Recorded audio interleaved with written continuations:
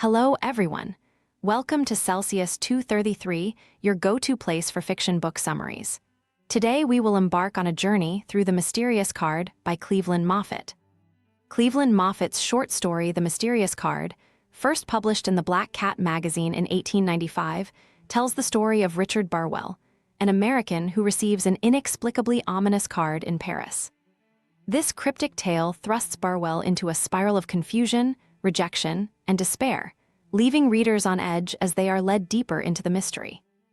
Notably, The Mysterious Card was followed a year later by The Mysterious Card Unveiled, which reveals the secrets behind the strange message. Plot summary: Richard Burwell, an American businessman from New York, arrives in Paris, seeking a break from his routines and eager to experience the renowned elegance and culture of the city.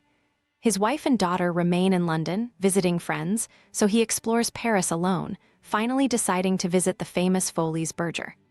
Inside the lively venue, he marvels at the dazzling crowd. He drifts into the garden, basking in the music, the murmurs of people, and the glow of the lanterns. Suddenly, his attention is seized by a woman with striking beauty and poise, her eyes shining with a strange, knowing glint. She stands out, a stark contrast to her bustling surroundings, as if she were some enchantress spun from mystery. In an inexplicable moment, the woman, breaking away from her male companion, approaches Burwell and leaves a card on his table with a soft, alluring gesture.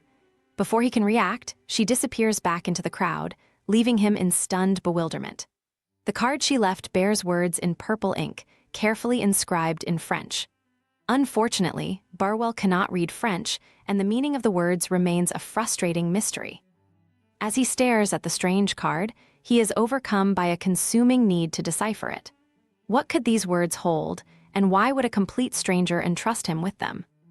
As he returns to his hotel, Burwell decides to approach the hotel manager, hoping for a quick translation.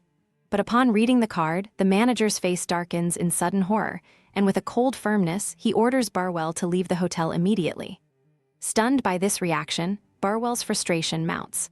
What could the card possibly contain to elicit such a reaction? Seeking refuge, he moves to another hotel, determined to shake off the unsettling encounter. But when he shows the card to the new hotel owner, the man reacts similarly, refusing him lodging and leaving Burwell deeply disturbed. Feeling a dark cloud settling over him, Burwell becomes ever more consumed by an obsession to understand the card's message. As he spends days wandering Paris, the mysterious card burns like a curse in his pocket. The words weigh heavily on him, filling him with a nameless dread. He avoids sharing it with others, lest they react in the same horror as those before them. Alone in his torment, he finally decides to confide in a friend from Boston who is staying in Paris. Initially sympathetic, the friend assures Burwell that this strange reaction must simply be a misunderstanding.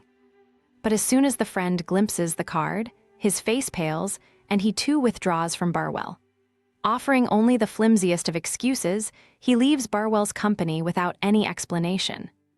Now cut off from all comfort, Burwell feels Paris's lights turn dim and ominous. His hope dwindles, yet he is driven by a growing desperation. His search for understanding becomes frantic as he wonders what shadowy power the card holds, a message that seems to poison everyone who reads it.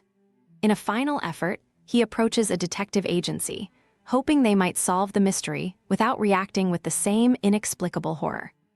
To his immense relief, the detective shows no visible reaction to the card, but still declines to translate it.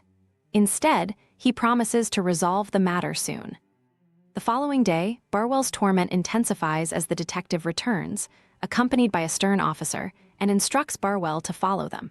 Perplexed, Burwell's protests are ignored, and he is taken to police headquarters. Here, he undergoes relentless questioning, the full weight of his dread settling upon him as he realizes his situation is graver than he had imagined. His anxiety reaches its peak when, with no explanation, he is escorted to the infamous conciergerie prison. In a burst of desperation, he contacts the American legation, demanding aid as an American citizen. Yet even the legation's representative, though sympathetic, gives him no clear answer, and he too avoids looking at the card. Finally, after a harrowing night in the cell, Burwell receives news that he will be freed on the condition that he leaves France within 24 hours and swears never to return.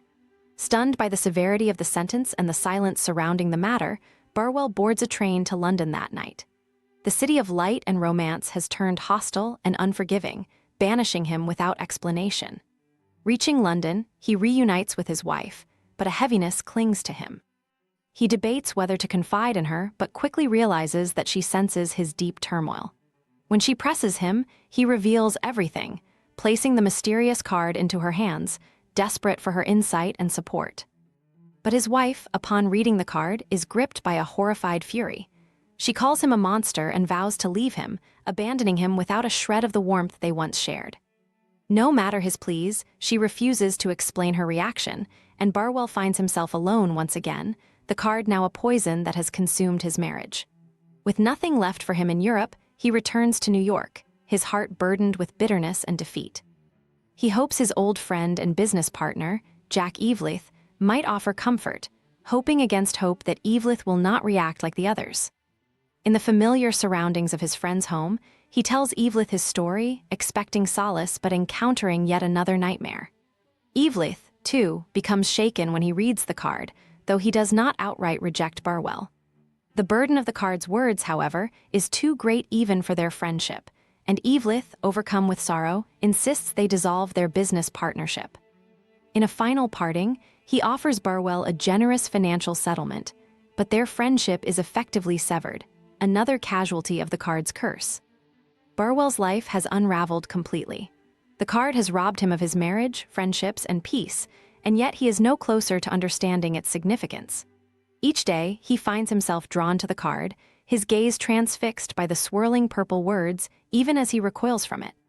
At last, he resolves to learn French, determined to uncover its meaning himself, though every step is marked by dread and a growing sense of doom.